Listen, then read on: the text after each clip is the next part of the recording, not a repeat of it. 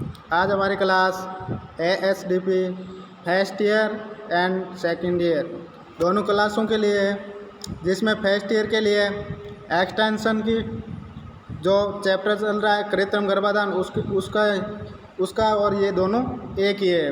और second year में भी गायनोकोलॉजी का भी एक यही टॉपिक है, तो सेम टॉपिक है। तो first year and second year दोनों क्लासों के लिए आज की क्लास है, तो जिसमें हमने पहले पढ़ लिया था कृत्रिम गर्भाधान के लाभ। ठीक है, तो अब हम पढ़ेंगे कृत्रिम गर्भाधान से हानियाँ, कौन कौन सी हानियाँ होती है, तो हानियों के बारे में देखेंगे। कृत्रिम गर्भाधान पद्धति को अपना जाने व क्रियान्वयन के लिए विशेषज्ञों व तकनीकी व्यक्तियों की आवश्यकता होती है। और यह जो पद्धति है ये क्या है, बहुत खर्चीली है। ठीक है, तो इस पद्धति में वीर्य इकट्ठा करने से लेकर प्रजनन तक कोई भी सावधानी नहीं रखे तो फायदे के स्थान पर नुकसान ज़्यादा होता है। जैसे वीर्य इकट्ठा करता है, यदि उसका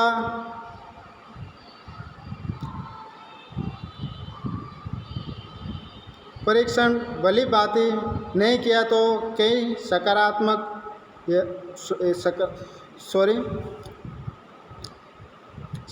संक्रामक रोग फैल जाएंगे। ठीक है, तो फिर देखते हैं कि सांड की समय समय पर प्रजनन संबंधित बीमारियों की जांच नहीं की तो संक्रमण रोगों का पूरे क्षेत्र में फैलने का आदेश रहता है। ठीक है, नेक्स्ट है, यदि वीर्य अच्छी गुणवत्ता का नहीं है तो पशु गर्भित नहीं होता है।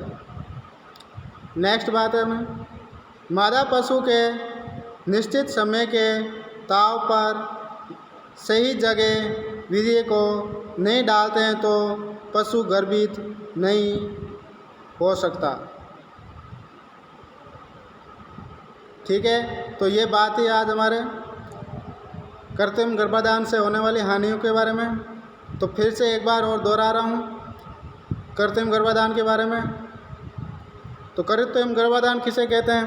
कृत्रिम गर्भाधान विधि द्वारा स्वस्थ सांड का वीर्य एकत्र करके या एकत्रित करके मध्यकाल में मादा के प्रजननांग की गिरवा या सर्विक्स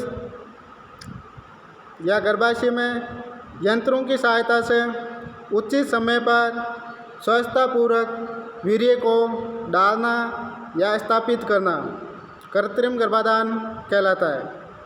फिर इसके लाभ है कृत्रिम गर्भाधान के, तो वो देख तो ली पहले हमने क्लास में, अब फिर से एक बार और दोहरा रहा हूँ, तो देख लीजिए।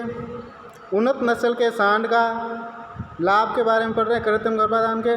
तो उन्नत नस्ल के सांड का अधिकतम उपयोग, जैसे कि प्राकृतिक रूप से यदि सांड का मादा से संभोग कराया जाता है तो एक बार में केवल एक पशु को ही गर्भित किया जा सकता है।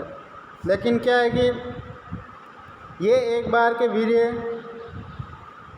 स्खलन से इस विधि द्वारा कई पशु को गर्भित किया जा सकता है, अर्थात सांड अपने जीवन काल में कई संतान उत्पन्न कर सकता है। तो वीर्य का संग्रहण करके फिर कृत्रिम गर्भाधान से कर सकते हैं। ठीक है, और फिर क्या है कि एक सांड है वो कई संतान उत्पन्न कर सकता है। अब देखते हैं नंबर 2, किफ़ायती पद्धति। इसमें क्या होता है कि इस पद्धति को अपनाने पर ग्राम पंचायत स्तर पर कोई बुल या सांड रखने की आवश्यकता नहीं होती है। तो सांड रखने तो उसकी कोई आवश्यकता नहीं होती है, जिसमें पशु के रखरखाव में धन व मेहनत की बचत होती है। क्योंकि जब भी मादा पशु ताव में आए कृत्रिम इंसेमिनेशन के लिए इंसेमिनेटर को बुला ले।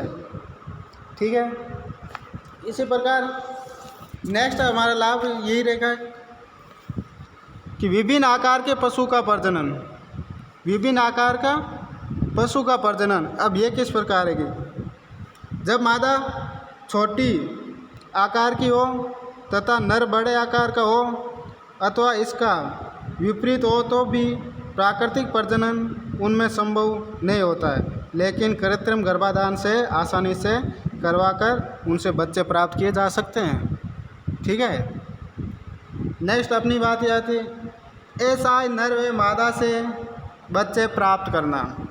तो जो ऐसा मादा जिनसे क्या है खड़ा नहीं हो पा रहा, तो उनसे भी बच्चे किस प्रकार प्राप्त करेंगे, तो देख लेते हैं कृत्रिम गर्भाधान की विधि से।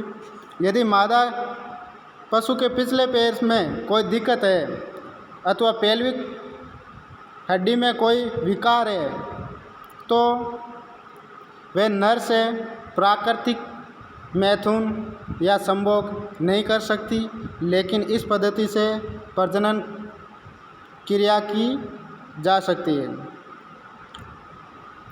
यदि नर बहुत अच्छा पूर्वानुसार है लेकिन फ्रैक्चर आदि के कारण मादा से संभोग नहीं करता है, ऐसे सांड का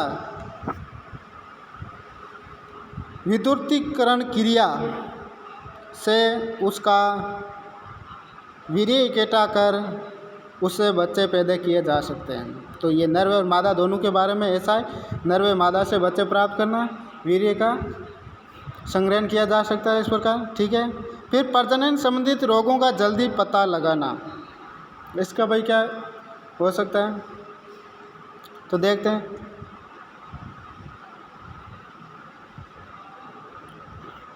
कि कृत्रिम गर्भाधान पद्धति से मादा पशु के प्रजनन अंगों का भली भांति अच्छी प्रकार हाथ से पकड़कर निरीक्षण किया जाता है, जिससे क्या है उसके कोई प्रजनन अंग से संबंधित रोग होता है तो जल्दी ही निदान हो जाता है तथा उसका समय पर इलाज भी हो जाता है एवं पशु समय पर ही गर्भित हो जाता है।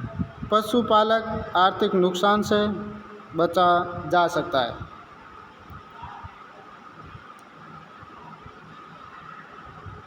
अब कृत्रिम गर्भाधान के नेक्स्ट लाभ है, कृत्रिम गर्भाधान द्वारा मृत्यु उपरांत भी नर से बच्चे प्राप्त करना। कृत्रिम गर्भाधान पद्धति को अपनाकर नर व मादा पशु का अच्छा लेखा जोखा रखा जा सकता है।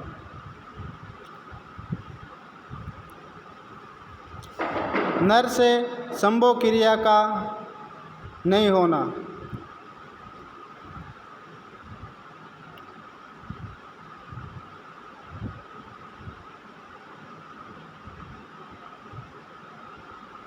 देखते हैं प्रेग्नेंट टेस्टिंग, ये क्या, इस विधि से या एआई के अपनाने से प्रजननिक टेस्ट शीघ्र ही हो जाता है तथा हमें युवा अवस्था में ही नर सांड उपलब्ध हो जाता है।